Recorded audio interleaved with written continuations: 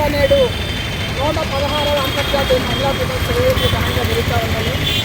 ఈ సంవత్సరం ఐక్యరాజ్య సమితి కూడా మహిళలకు సంబంధించి సమానత్వ చర్యలను వేగవంతం చేయడంతో పాటు వారికి ఇవ్వాల్సిన సమానత్వం ఇవ్వండి, వాళ్ళ గౌరవాన్ని ప్రసాదించమని చెప్పేసి ప్రపంచ దేశాలకు కూడా ఆజ్ఞాపించడం జరిగింది. ఇవాళ సమాజంలో సగభాగం మహిళలు అన్ని రంగాల్లో రాణిస్తున్నా కూడా ఇవాళ భారత రాజ్యాంగం స్త్రీ పురుషులిద్దరికీ సమాన అవకాశాలు కల్పించిన నేటికి విద్యార్థి పౌరులుగానే చూడబడతా ఉన్నారు. ప్రభుత్వాలు అధికారంలోకి వస్తున్నాయి కానీ మహిళా సాధికారత పట్ల శుద్ధి వ్యవహరించట్లేదనే విషయం స్పష్టంగా కనిపిస్తూ ఉంది.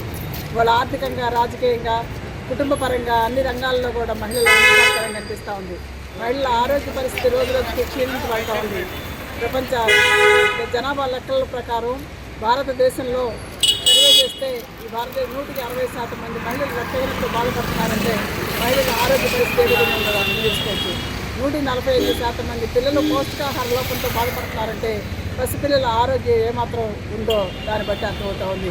ఇవాళ ఆర్థికాభివృద్ధిలో మహిళలు భాగస్వామ్యం చేసే పరిస్థితి లేదనేది స్పష్టంగా కనిపిస్తుంది. శ్రామిక రంగంలో మహిళల పాత్ర రోజు రోజుకు గణనీయంగా పెరుగుతుంది. అసంఘటిత రంగంలో మహిళా కార్మికులు వేతనాలు సరిగా లేక, కనీస వేతనం లేక ఎక్కువ పరిగణనలతో అల్లాడిపోయే పరిస్థితి కనిపిస్తూ ఉంది.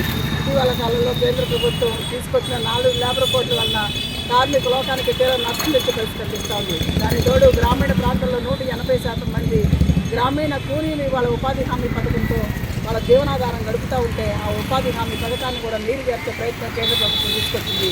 దాని మీద మహిళా సంఘాలుగా పెద్ద ఎత్తున పోరాటాన్ని సమాయత్తమవుతూ ఉన్నాయి.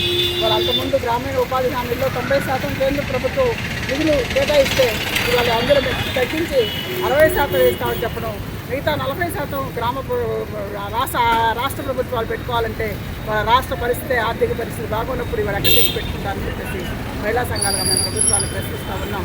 వాటి తోడు ఇవాళ బడ్జెట్లో మహిళల కేటాయింపులు సక్రమంగా జరగని మాట వాస్తవం కాదని అడుగుతున్నాం. ఇవాళ మద్యం రాష్ట్రంలో ఏర్లై ప్రవహిస్తూ ఉంది. గంజాయి రాష్ట్రంలో అనేక కేసులు మహిళా భద్రతని ఆందోళన కలిగించే పరిస్థితి కనిపిస్తూ ఉంది. చిన్న పిల్లల మీద అత్యాచారాలు పెరుగుతూ ఉన్నాయి. రాష్ట్ర బడ్జెట్లో కూడా 3,32,000 కోట్ల రూపాయలు ఉంటే అందులో 2,75,000 కోట్లు రెవెన్యూ పెడితే 75,000 కోట్లు లోటు బడ్జెట్ చూపించారు. అంటే ఉన్న దాంట్లో కూడా మద్యం ద్వారా దాదాపు 35,000 కోట్ల రూపాయల ఆదాయం వస్తుందని చెప్పేసి రెవెన్యూలో చూపించారు.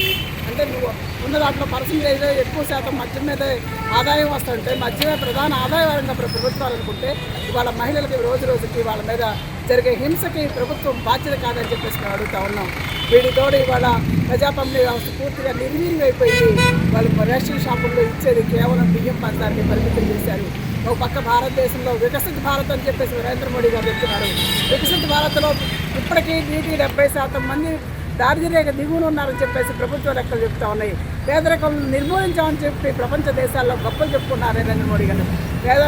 పేదరికం నిర్మూలన అయితే ఈ దేశంలో 70% కుటుంబాలు వాళ్ళ దారిద్ర్యకు దిగునున్నాయని చెప్పేసి 70% కుటుంబాలకి వైట్ కార్డు ఇస్తా వాళ్ళకి రేషన్ ఇస్తున్నారంటే పేదరికం ఉన్న వాళ్ళకి రేషన్ కార్డు ఎందుకు ఇస్తున్నారు?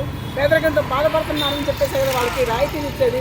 ఆ రాయితీలు ఇచ్చే దాంట్లో ఒక పక్కన 70% రేషన్ కార్డు ప్రజలు ఉంటే మీరు ఎక్కడ ఈ దేశం వికసిత భారత్ పెరుగుతుంది అని చెప్పి అబద్ధాలు ప్రచారం చేసుకుంటూ మీరు పక్కన గడుపుకుంటున్నారు చూస్తా అనే విషయం స్పష్టంగా అర్థమవుతుంది. వీటితో పాటు మహిళల మీద అత్యాచారాలు రోజు రోజుకి పెరిగిపోతూ ఉన్నాయి. అత్యాచారాల కంట్రోల్ ప్రభుత్వాలు ప్రయత్నం చేయట్లేదు.